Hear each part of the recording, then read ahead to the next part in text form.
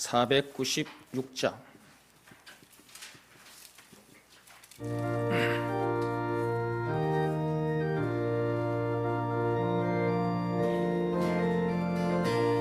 새벽부터 우리 사랑함으로써 저녁까지 씨를 뿌려봅시다.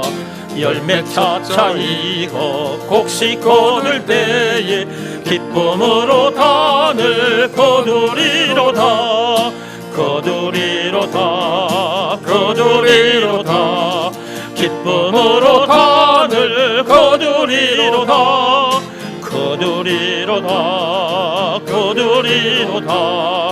기쁨으로 단을 거두리로다. 비가 오는 곳과 바람 부는 곳을 겁을 내지 말고 뿌려봅시다.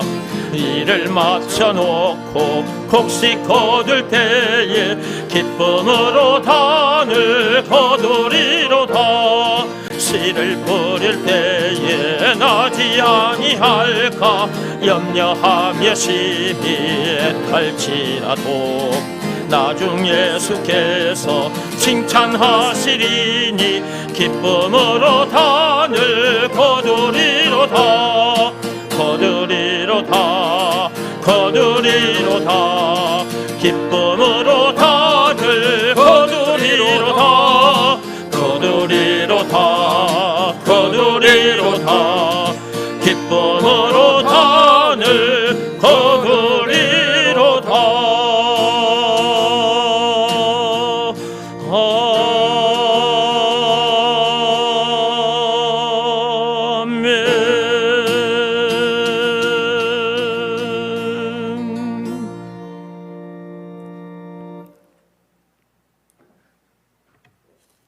씨를 뿌리라고 하시는데 그동안 여러분들은 씨를 얼마나 뿌렸습니까? 저 논밭에 씨를 뿌리는 거 말고 저 세상 사람들에게 복음을 그동안 얼마나 많이 전했느냐 그 말입니다.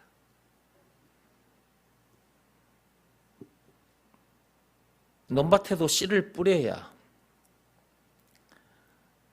때가 되면 거기서 싹이 나고 꽃이 피고 열매를 맺게 되잖아요.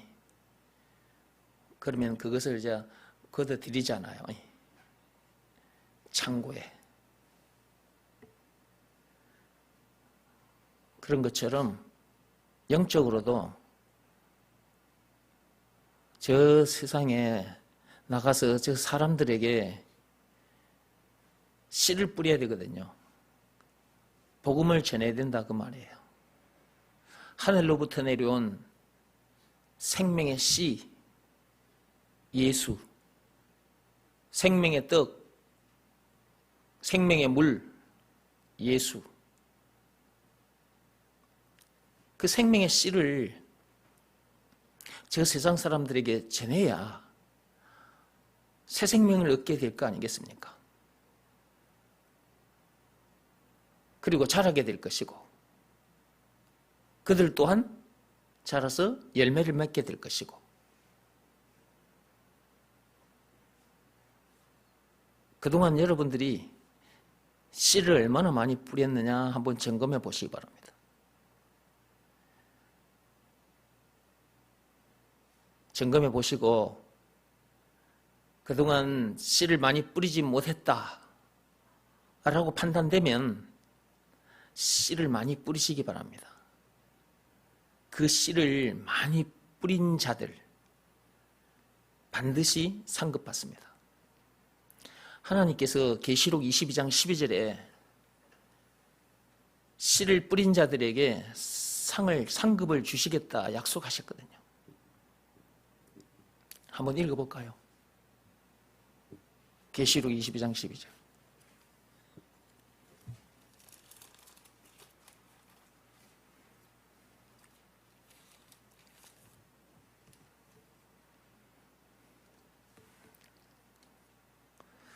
보라, 내가 속히 오리니 내가 줄 상이 내게 있어 각 사람에게 그가 행한 대로 갚아주리라.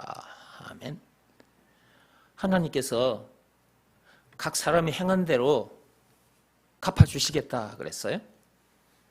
우리들에게 상급을 주시겠다 그 말이에요. 일한 대로, 씨를 뿌린 대로 그 말이에요. 하늘부터 내려온 생명의 씨, 그 예수를 저 세상 사람들에게 가서 전한 것만큼 상급을 주시겠다는 거예요. 이 상급은 영원히 썩지 않는 상급입니다. 이 땅에서 여러분이 어느 회사에 가서 일을 하면 그 일한 것에 대한 보상을, 상급을 받죠. 그걸 이제 월급이라고 그러는데 그것은 썩 없어집니다.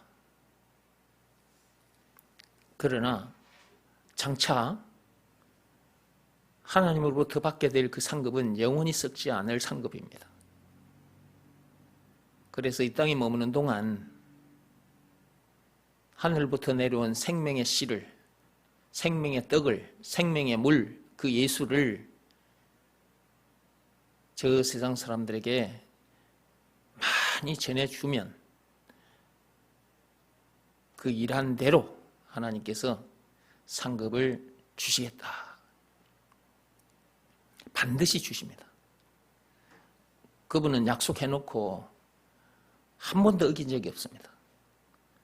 말씀해 두시고 그 말씀을 한 번도 어긴 적도 없고 창세기 3장 15절에 여자의 후손을 보내주시겠다고 약속하셨잖아요.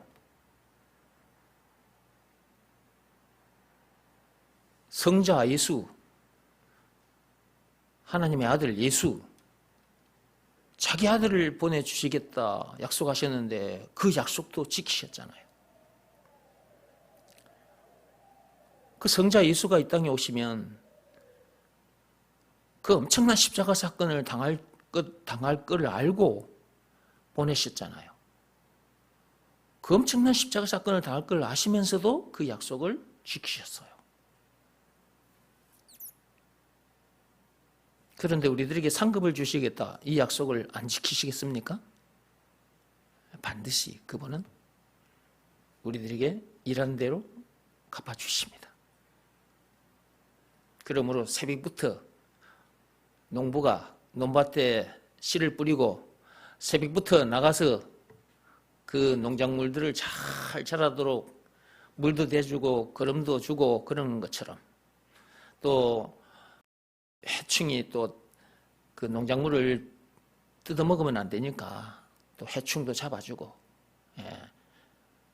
그렇게 하는 것처럼 우리도 마찬가지로 복음의 씨를 뿌리기도 해야 되지만 또 가서 자라도록 도와줘야 합니다. 그 일을 한 것만큼 상급을 받게 됩니다. 그 상급을 받기 위해서 하는 것보다는 너무 감사해서 그 일을 해야죠. 그렇죠? 그러니까 하나님 은혜에 감사하면 그 일도 하게 되는 거예요. 사람이 그런 거예요. 사람들과 관계 속에서도 어떤 사람으로부터 은혜를 입었어요. 그러면 작은 은혜를 입었다 할지라도 그 사람에게 인사를 하게 되잖아요. 감사합니다 하고. 그리고 그분이 무슨 일을 요구하면 예, 제가 해드리겠습니다. 그렇게 하면서 감사함으로 그 사람이 시키는 일을 해주기도 하고 그러잖아요. 그렇죠? 돈을 10억을 줬다. 그러면 그 사람이 10억 주는 나에게 너무너무 고맙고 감사해서 저를 몇 번이나 할 거예요. 감사합니다. 감사합니다. 이 은혜를 평생 잊지 않겠습니다. 뭐 시키실 일 있으면 언제든지 부르십시오. 이러면서 감사하게 될 거라고. 그런데 하늘부터 내려온 생명의 씨, 선악과 사건이라는 그 죄로 인해 죽은 그 영혼을 살려주는 이 생명의 씨를 전해줬는데 사람들은 이걸 그렇게 귀하게 안 여기고 감사하지도 않고, 나에게 목사님 감사합니다 그런 사람 몇 사람 없었어. 그냥 그걸로 끝이야. 전해주면 그걸로 끝이라고. 감사합니다 목사님 이렇게 말하는 사람이 몇 사람 없었어. 이걸 그렇게 크게 안 여기는 거예요. 하나님께도 진짜 감사 기도 드려야 되거든요. 사람한테는 안 해도 돼. 하나님한테는 해야 돼. 근데 왜 내가 이 얘기를 하느냐 그러면, 10억을 줬을 때 그 사람이 너무너무 고맙고 감사해서 목사님 감사합니다 감사합니다 그럴 줄 알면서 그보다 더 귀한 것을 전해줬을 때는 그러지 않더라 그 말이에요. 내가 감사하다 소리를 듣기 위해서 이 말을 한 게 아니고, 하나님께 감사 기도 드려야지.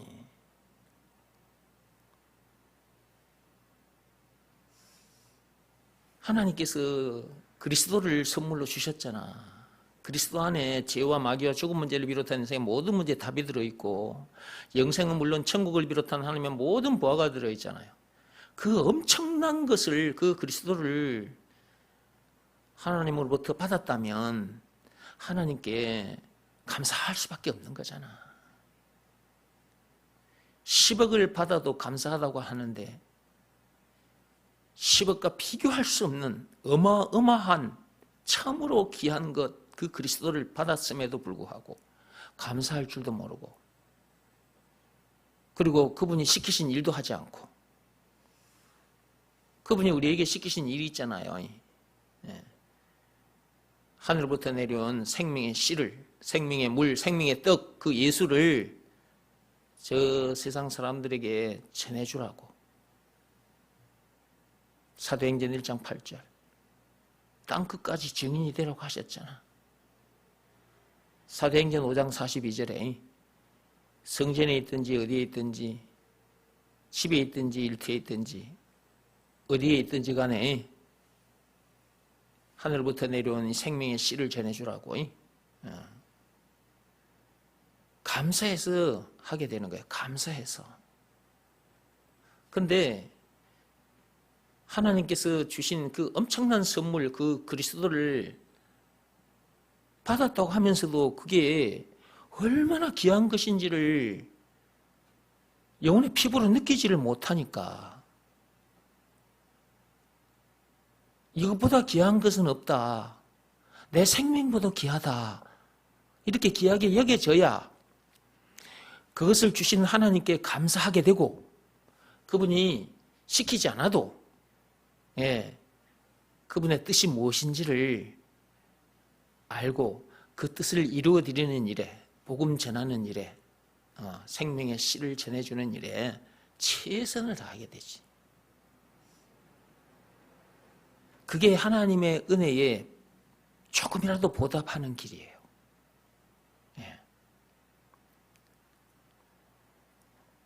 우리는 세상 일을 하기 위해서 이 땅에 존재하는 게 아닙니다. 하늘부터 내려온 생명의 씨를 전해주기 위해서 존재합니다. 자꾸 속는데요, 속지 마시기 바랍니다. 학생들 공부하는 학교가 있고 도서관이 있고, 어른들 돈 버는 일터가 있어요. 이 땅에 공부하기 위해서, 세상 것 공부하기 위해서, 세상 일터에 가서 돈 벌기 위해서 이 땅에 존재하는 게 아니라고요. 하늘부터 내려온 생명의 씨, 생명의 떡, 생명의 물, 그걸 저 세상 사람들에게 전해주기 위해서 존재하는 거예요.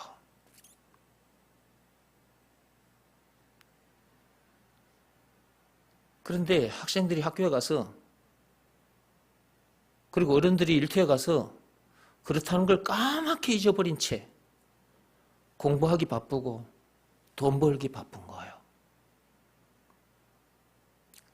그러다가 시간이 점점 흐르면 예배 시간에 이제 오지도 않게 돼요.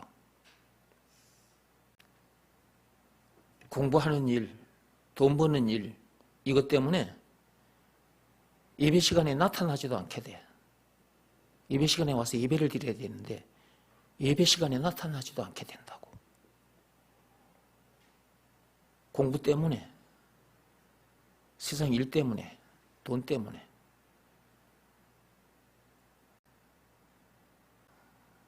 이런 사람이 되어버리면 안 되는 거죠.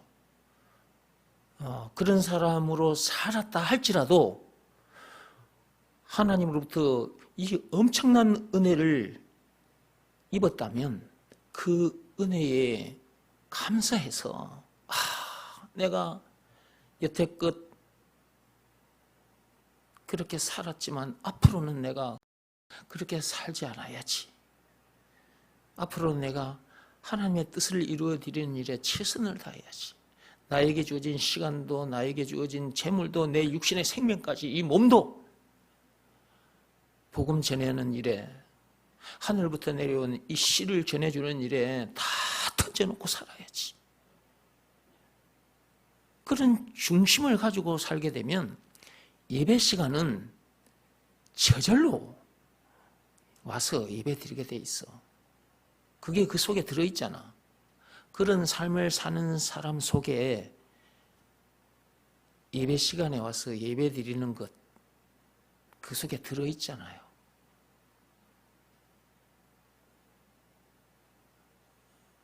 그러니까 삶의 현장에서도 여러분들이 내가 지금 여기에 왜 서 있는 거지? 내가 지금 학교에 왜 와 있는 거지? 내가 일터에 왜 와 있는 거지? 이걸 잠시도 잊어서는 안 돼요. 잊어버리기 쉬워요. 왜냐 그러면 우리가 선악과 사건이 터진 동네에 이 세상에 태어났거든요. 아담 안에서 우리가 태어났단 말이에요. 하나님을 떠났단 말이에요. 하나님을 떠났다 그 말은 모든 걸 다 잃었다 그 말이에요. 에덴 동산에서 쫓겨났다 그 말은 하나님의 것을 잃게 됐다 그 말이에요.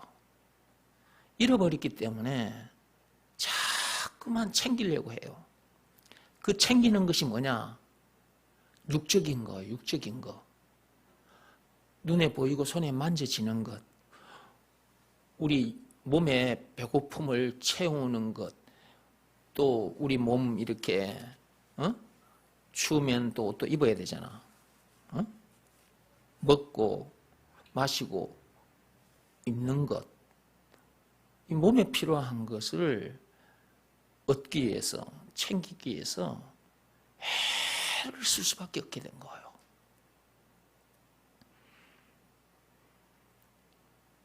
창세기 2장 17절 말씀에 불순종해서, 불순종한 내용은 창세기 3장 1절에서 6절. 선악과 사건.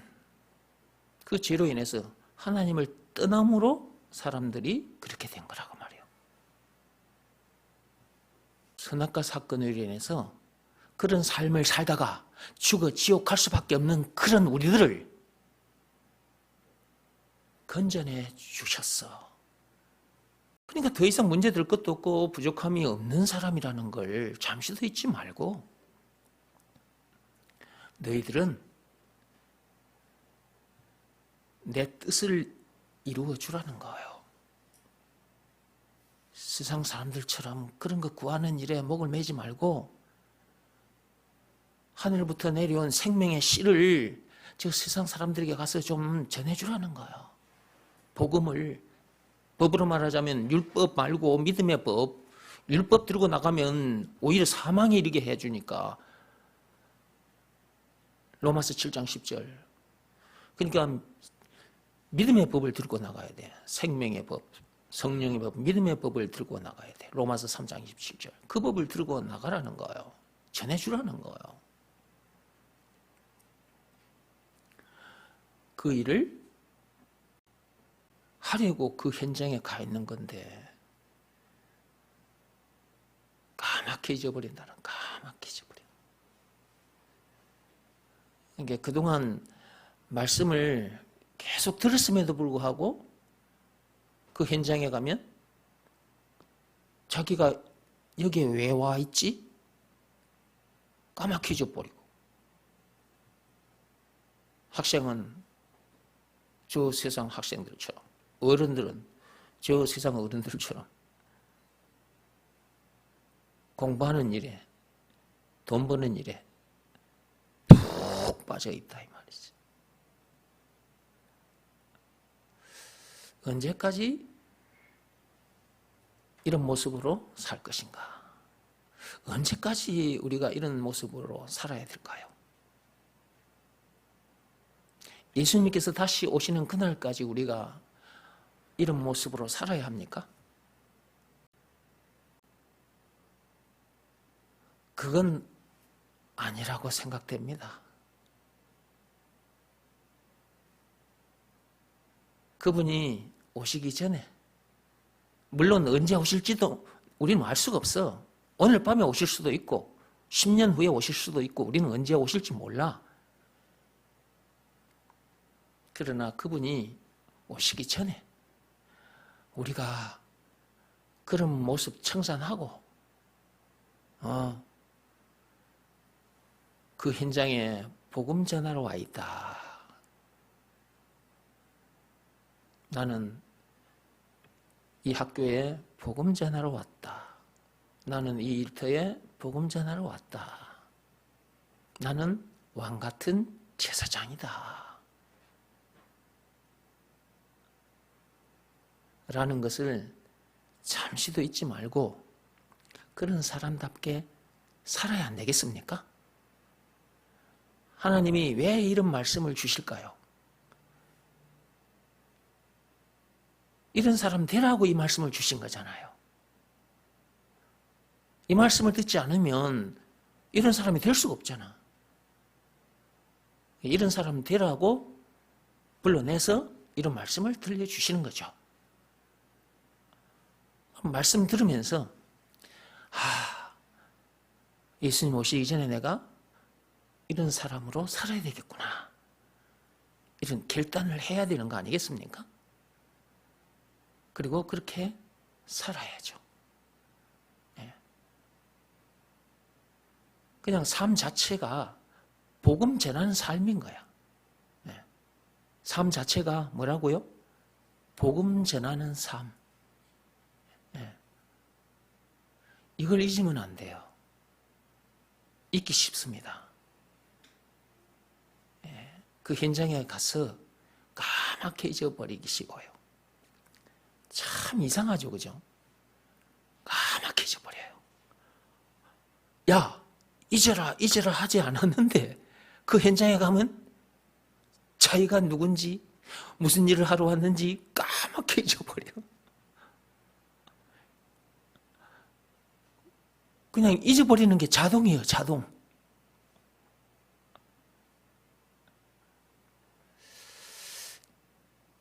이제 올해는 그렇게 살았다 할지라도 내년에는 그렇게 살지 맙시다. 응? 그래야 안 되겠습니까? 나는 그래야 된다고 생각합니다. 저도 지금 이 시간에 하나님으로부터 말씀을 듣고 있는 중이거든요. 여러분 앞에서 내가 말은 하고 있지만 저는 그런 생각이 들어요.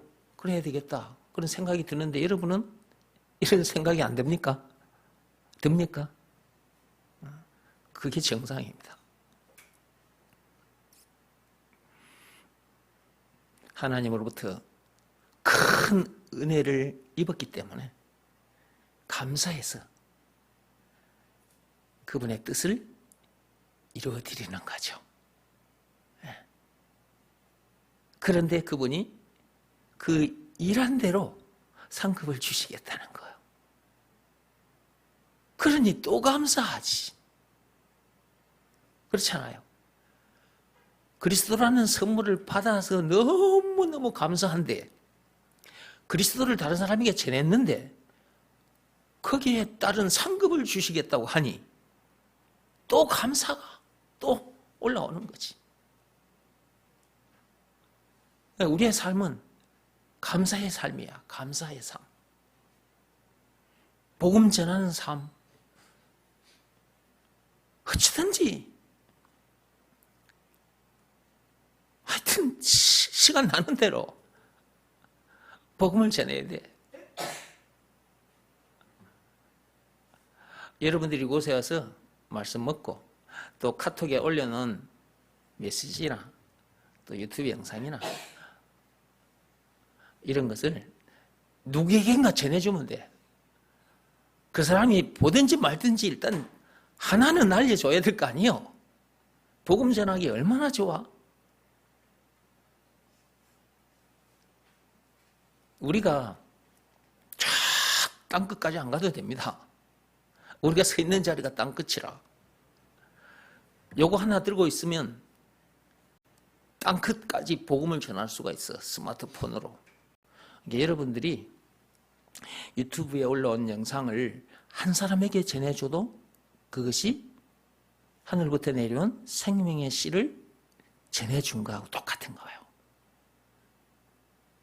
그렇게 생각하시고 복음 전하는 일에 최선을 다하시기 바랍니다.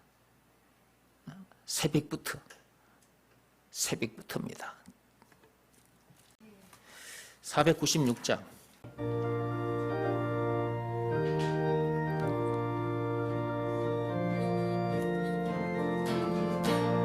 새벽부터 우리 사랑함으로써 저녁까지 씨를 뿌려봅시다.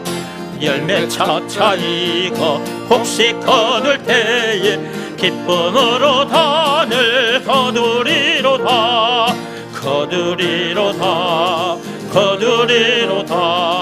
기쁨으로 단을 거두리로다.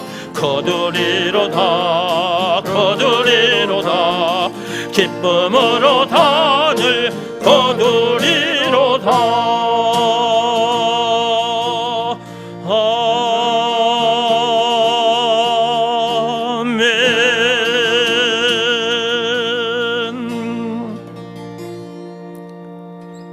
시편 126편 6절 말씀을 펴보시기 바랍니다.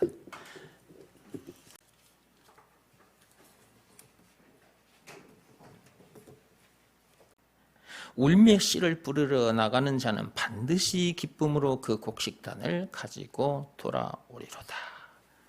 자, 거기 보니까 울며 씨를 뿌리러 나가는 자는 씨를 뿌리러 가는데 왜 울며 가느냐 그 말이에요. 농부가 논밭에 씨를 뿌리러 갈 때는 기쁨을 가지고 가요. 여러분들이 농사를 지어 보신 분은 알 거예요. 논밭에 씨를 뿌리러 갈 때 기쁨과 함께 갑니다. 씨를 뿌리러 가면서 기분 나쁜 표정을 짓고 에이씨 이런 모습으로 씨를 뿌리러 나가는 농부가 없어요.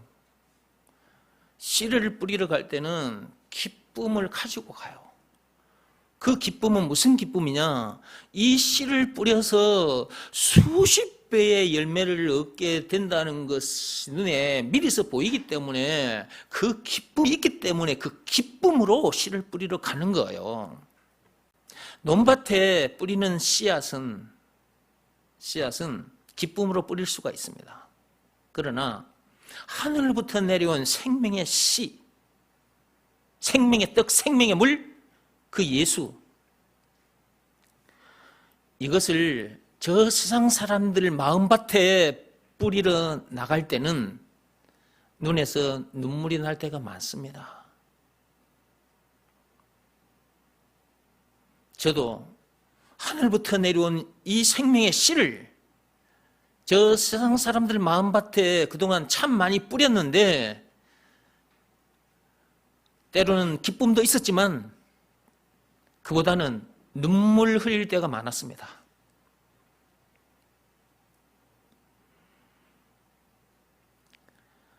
이 귀한 복음을, 하늘부터 내려온 생명의 씨를 전해줬더니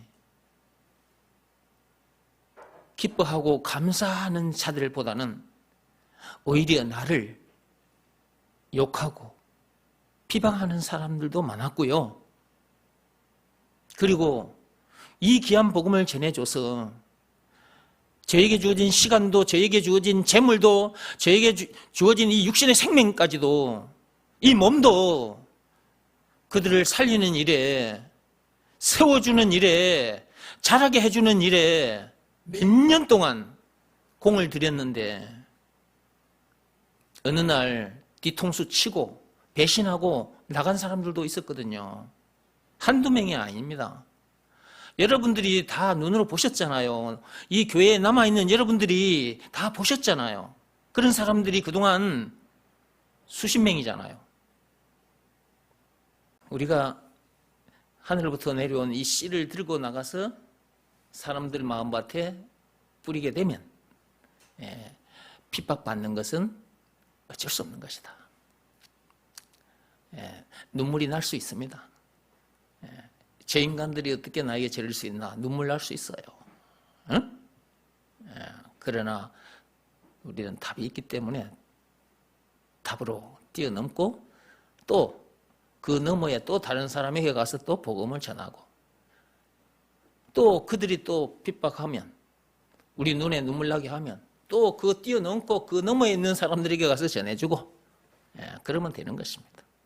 예수님께서 오시는 그날까지 우리는 이제 그러면 되는 거예요. 그러다가 천국에서 만납시다.